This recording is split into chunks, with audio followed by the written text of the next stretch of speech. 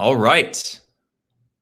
Welcome, everyone, to Speaking of the Mets, our first live show here on YouTube. I'm your host, Max Goodman.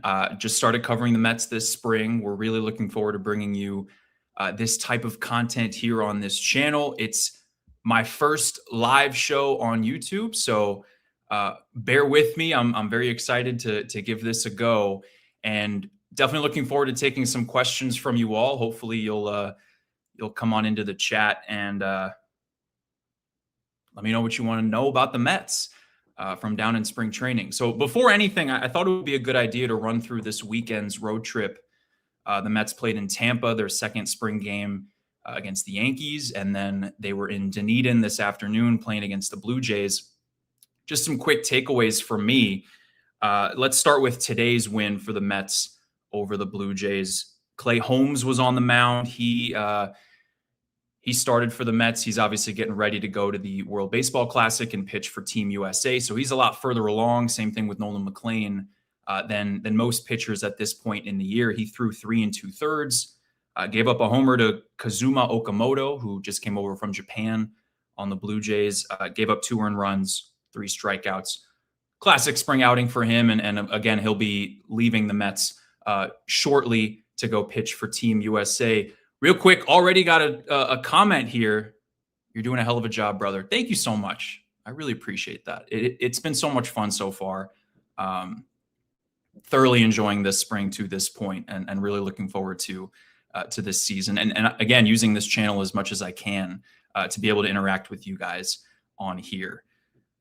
Tobias Myers also pitched for the Mets today. He was the other piece that came over from the Brewers in the Freddie Peralta trade. And this isn't a throwaway. I think that obviously in the moment when the Mets are able to acquire an ace, and they did in Freddie Peralta, that's the focus of a trade like that. But Myers has been really good over the last couple of years, particularly the value there is his versatility and the fact that the Mets can use him both as a starter and as a reliever. He came in out of the bullpen today, threw 2 1/3, 3 strikeouts, 3 hits. Look, I think that we'll definitely see him in different roles this year. He's going to probably have some starts for the Mets.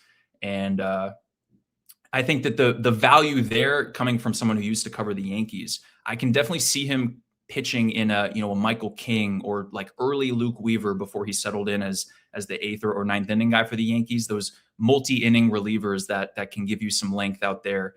Myers is stretched out right now with some insurance for the Mets, and he'll be able to make some starts early on if the Mets rotation runs into some injury issues. They obviously already have 6 starters, so they have a surplus there, and we'll see how they're able to stay healthy leading up into the season. We got a question on pitching plans for tomorrow and Wednesday. I actually don't know that as of now. I wasn't in Dunedin, so if Carlos Mendoza mentioned that today, I did not see that earlier, but I'm sure we're going to start to see more of the bigger names get into games soon. Obviously with Myers pitching today, and not everybody's leaving to go to the World Baseball Classic. These guys are going to start to ramp up and get going here soon. But thank you, TJP, for your comment. Real quick, again on today, Ryan Lambert. That's a name that you gotta keep an eye out for. He's a pitching prospect for the Mets. Came in and had 3 strikeouts in 1 inning. I was talking to one of the Mets catchers earlier this spring, Hayden Senger, and asked him, just as a new beat writer, like, who are some of the pitchers at camp that maybe aren't in the spotlight that I should keep an eye on and maybe, try to write something about. And he mentioned Lambert, the explosive fastball. He touched 99 today, got a couple of swing and miss strikeouts with his slider, some very uncomfortable swings from the Blue Jays who faced him. He went up to Double-A last year, so I feel like if he is going to make his debut in 2026, we can't necessarily rule that out, but it would probably be much later in the season. But definitely a pitcher that I want to write a little bit about and someone to keep an eye on. He had a 1.62 ERA last year. He has been just dominating, even going back to when he was in college. Let's take one of these questions from Joseph. How do you think the Mets rotation looks by opening day? Do they go to a 6-man? I'm curious to see what they do. And thank you so much for the compliment as well. I'm curious as well. I mean, it's a good problem to have if everybody stays healthy. That would be Peralta at the top, Nolan McLean, Clay Holmes, Kodai Senga's in there. He had a healthy offseason and has looked good so far. David Peterson and obviously Sean Manaea as well, trying to bounce back from a disappointing year. If everybody's healthy, you kind of have to figure all 6 of them are going to be on the roster, right? So maybe Peterson or Senga, they get moved into some sort of long relief type of role, or they're piggybacking early on in the season to make sure that everybody's staying healthy, because that's the name of the game, right? I mean, I didn't cover this team last year, but just looking at how their season went, the way that the rotation unraveled down the stretch in the second half, that was a key piece of the puzzle in terms of why this team ended up missing the playoffs and struggling down the stretch. So it's a good problem to have if everybody stays healthy. I don't know if they will go to a 6-man. That was something that David Stearns was asked earlier this spring, and he's not making that decision right away, right? You have to wait and see. But if there's anything I've learned covering the Yankees over the years, it's that injuries are kind of inevitable in the starting rotation. That's not me being cynical. I think that's kind of just a given this time of year. So obviously the Mets don't want anybody to get hurt, but they do have a lot of depth. And, Jonah Tong has looked good so far. Christian Scott is coming back from Tommy John surgery. And as I mentioned, Tobias Myers could be someone that would get into the rotation too. So they have options if someone were to go down early in the next couple of weeks or months. They have the arms to offset that type of injury, but you certainly don't want that to happen. So thank you, Joseph, for the comment. I appreciate you. Who do you think is most likely to start on opening day against Skeens? Well, I think this is a good segue to talk about Carson Bench, right? The Mets' top position player prospect. So coming over to this beat, I was on the fence to predict that Benj would actually make the opening day roster, right? Because he's only played in 24 games in AAA. You'd think that he would have that the Mets would want him to have more seasoning under his belt before he gets called up. But everybody that I've asked at Mets camp, and even just interacting with him, the makeup, the way that he's able to handle failure and not get too high with the 4 for 4s and not get too low with the 0 for 4s. Obviously, this kid is incredibly talented. That's a reason why he's a top prospect in the system.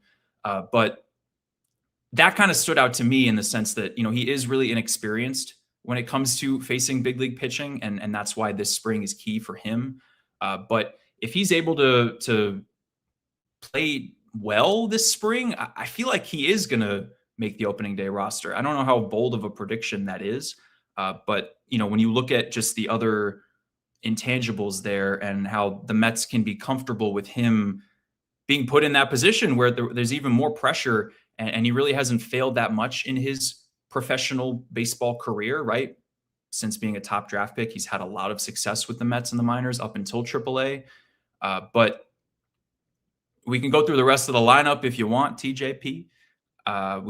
We're not sure if Francisco Lindor is going to be ready for opening day. The Mets are optimistic after his hamate bone surgery. If I had to guess who would start at short if Lindor wasn't ready, I'd say maybe Ronnie Mauricio. I had a conversation recently with Jeff Albert, who's the director. Oh, you meant starting pitcher. TJP commented again. I appreciate the clarification.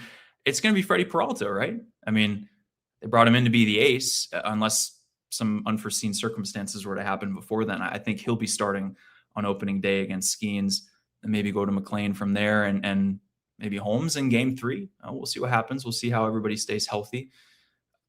Thank you for the clarification. I appreciate that.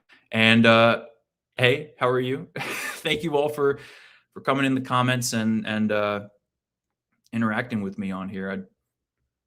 It's interesting going back and forth and reading all of these come in. So I appreciate you all. Just because I was going through the lineup, we might as well continue. So let's say that Benj does make the opening day roster. You look at the trickle down there. Where does Brett Beatty fit in if he ends up on the bench in that sense? Because Jorge Polanco is going to be playing a lot of first. You've got Bo Bichette over at third. But then, maybe there's a possibility that if Lindor isn't ready, the Mets could move Bichette back over to short as a short-term solution and have Beatty play third. That's not something that the Mets are really considering at the moment, because they want Bichette to continue to learn third base.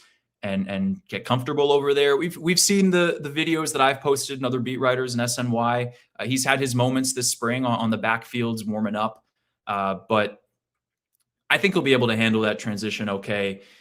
You're going over from shortstop and really just timing, I think, is what Bichette is working on most. Just the fact that the ball is going to get to him quicker and he'll have more time to gather, build some momentum, and make the throw across the diamond. Obviously, his defensive metrics, when you look at his time in Toronto, they're not great, but he's going to have less time to react, so maybe the range won't be as much of an issue. And I asked Mets manager Carlos Mendoza the other day about his arm and how that transition has been going for Bichette. And Mendy said that Bichette has a plus arm. Metrics wouldn't necessarily agree with that. He's been below average throughout his career with the Blue Jays at short, but the distinction, according to Mendoza, is that when you're playing shortstop and you're charging a lot of balls and making those one-handed plays, you're throwing on the run and you have less time at that point when you're fielding and firing. In this sense, either Bichette is planting his back foot and making the strong throw, which we saw in the Mets spring opener. There was a ball down the line that he made the throw all the way across, didn't end up making the play. I think Rojas at first was charged with an error, but in reality, I think the ball was kicked out of his glove. It wasn't a perfect throw. And I know that you all are going to be very nitpicky with how Bichette does this spring, but this is what spring training is for, especially for someone who's learning a new position. The best case scenario for the Mets is that he gets all of those tough plays early on and is able to have that experience under his belt as he makes the transition. But that's definitely something that we're going to keep an eye on all spring. Here's another comment from Tyler. Mendoza has a history of putting speedy center fielders ninth in the lineup. Do you see Robert Jr. hitting ninth? I could definitely see it, but I feel like with his power, maybe you want him a little closer to the meat of the order. I do like this question, though, because the ceiling for Luis Robert in a Mets uniform, it's hard to really quantify what he could do in a Mets uniform, right? And we've already seen the power in person with what he's been doing in batting practice. Some of the balls that he's hit in live BP, he has so much pop offensively. And maybe he could be a 9 hitter because of the speed there. Like, he's a 30 stolen base threat. He's done that before with the White Sox. And if he's able to stay healthy, that, of course, is the biggest question here. Can he stay on the field for the whole season? But if he is healthy, he's probably going to start to climb up in the order and maybe be even closer to cleanup by the end of the year. But that's the best case scenario for the Mets. And I think it's also worth noting with him, maybe the same conversation can be had with other X factors like Francisco Alvarez or, Brett Beatty and Mark Vientos. We'll see what kind of role Vientos has this year. But these guys don't need to be the number one option on offense. Robert's coming over from the White Sox, where if he had a bad game, odds are the White Sox were going to lose. They don't have that good of a team over there. And the pressure was on for him to be the guy. He doesn't have to be the guy with the Mets. That they already have superstars in front of him in the lineup, and that's going to take a little bit of the pressure off. So if I'm penciling the lineup in, I might not have him 9, and maybe that depends on Benj also, right? If Benj makes the team, maybe he ends up hitting 9th for the Mets because he's got that speed too. But the bottom line here, Tyler, is that the depth of this Mets lineup is much better this year, and I think that they're going to have, they can string together rallies. I obviously, again, didn't watch the Mets every day last season as I was covering the Yankees at that point, but from what I've heard, from the numbers I've looked into, they were very reliant on the home run ball. That they weren't stringing together those quality at-bats, working the count, putting the ball in play, hitting behind the runner, those kinds of things. And when you add in Jorge Polanco, when you have Bichette in there, one of the most pure right-handed hitters in the game, the top of the lineup is a lot stronger. And then there's a trickle down too. You start to move guys back down towards the bottom of the order. So thank you for the question, Tyler. I appreciate you. What does the opening day bullpen look like besides Devin and Weaver? That's a big question because it can go in a couple different ways, but let's go through some of the locks. Brooks Raley will be out there. AJ Minter's not going to be ready. He's the only other lefty that would have been a lock if he was healthy. So Raley is the only guarantee to make the bullpen from the left side. And that's why I feel like they'll probably want to have one more lefty from those who are competing for a spot at camp. That's where I think Brian Hudson might have a really good shot to make this team. He's been elite previously with the Brewers.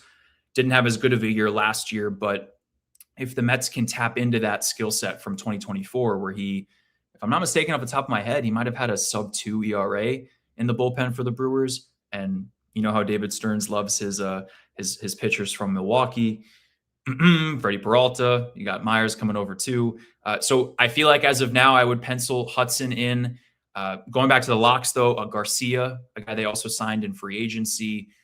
Who am I missing? Help me out if you can think of this in the chat.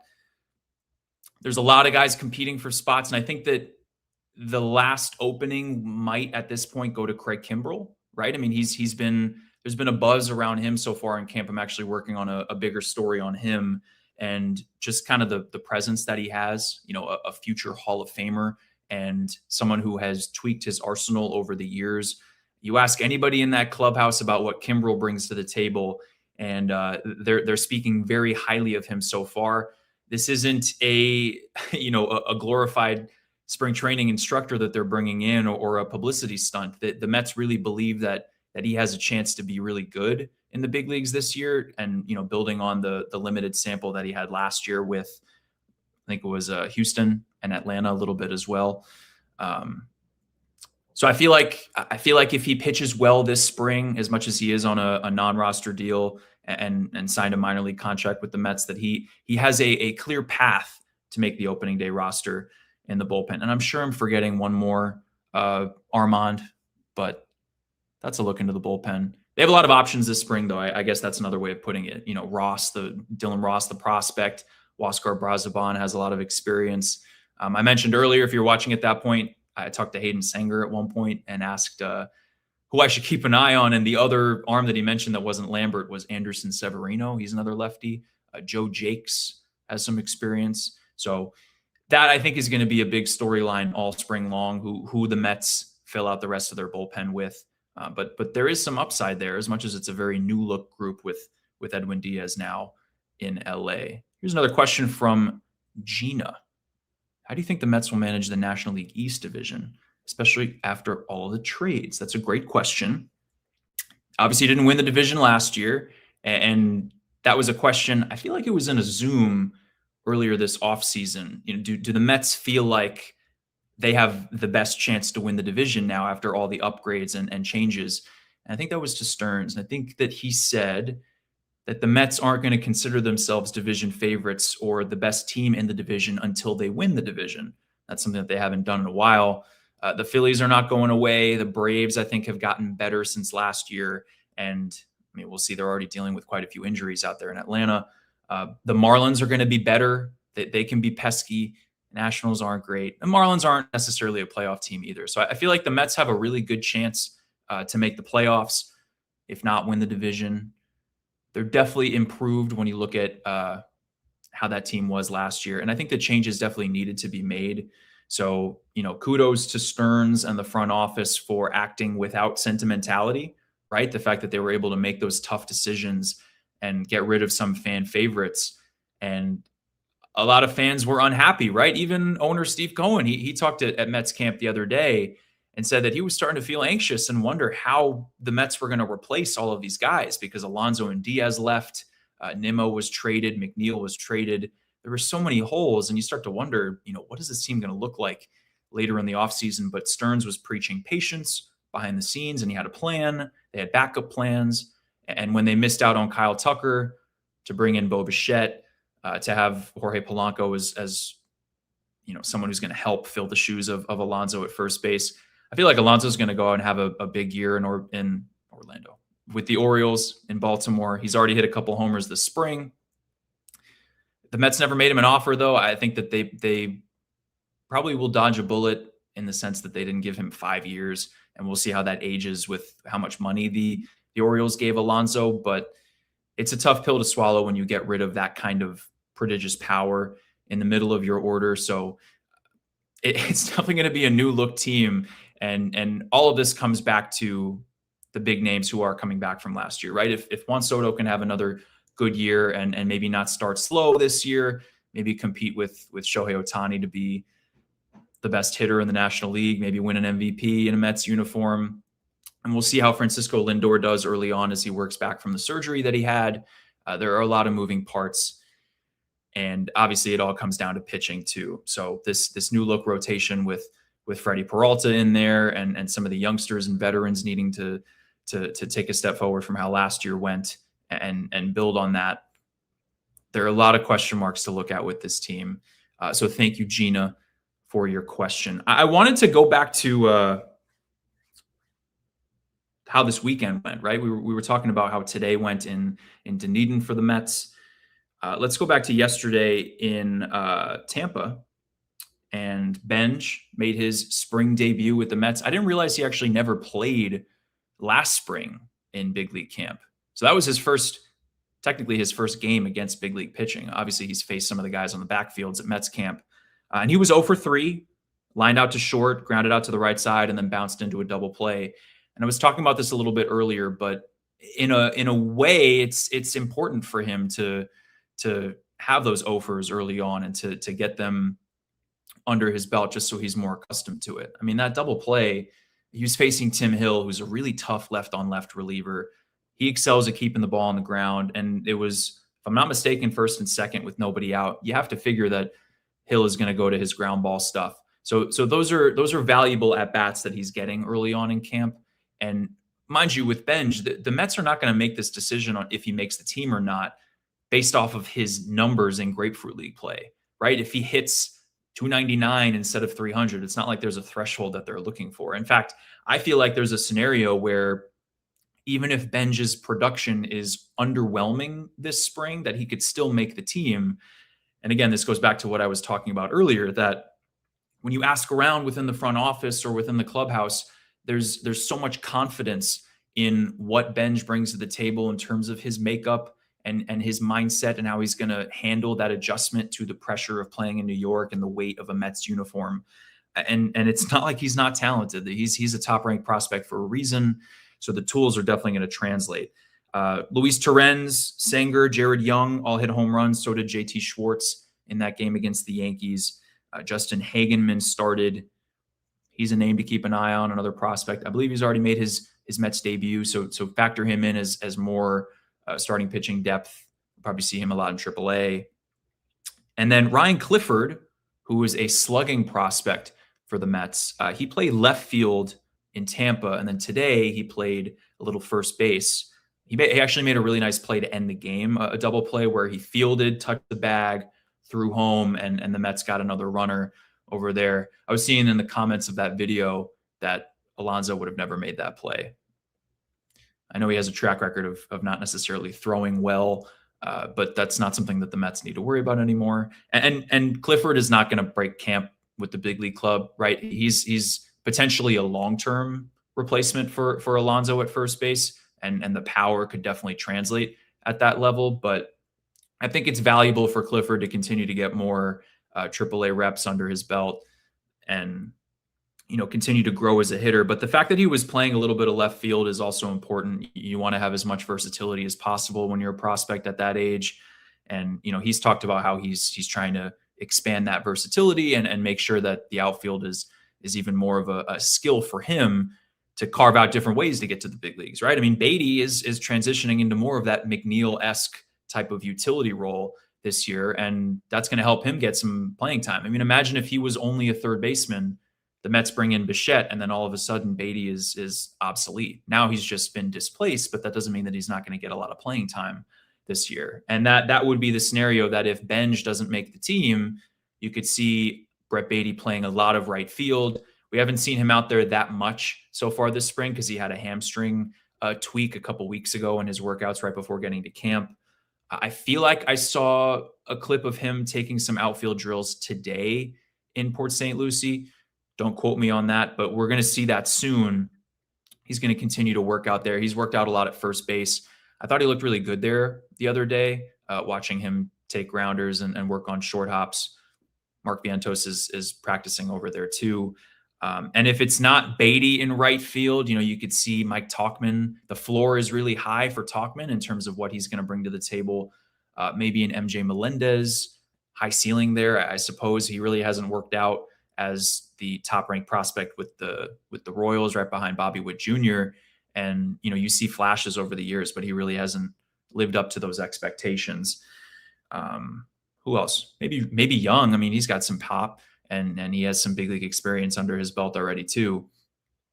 But the bottom line with the bench for the Mets is I think it all flows through bench, because if bench does make the team, then you try to figure out how else they can fill out the bench and who's going to play where.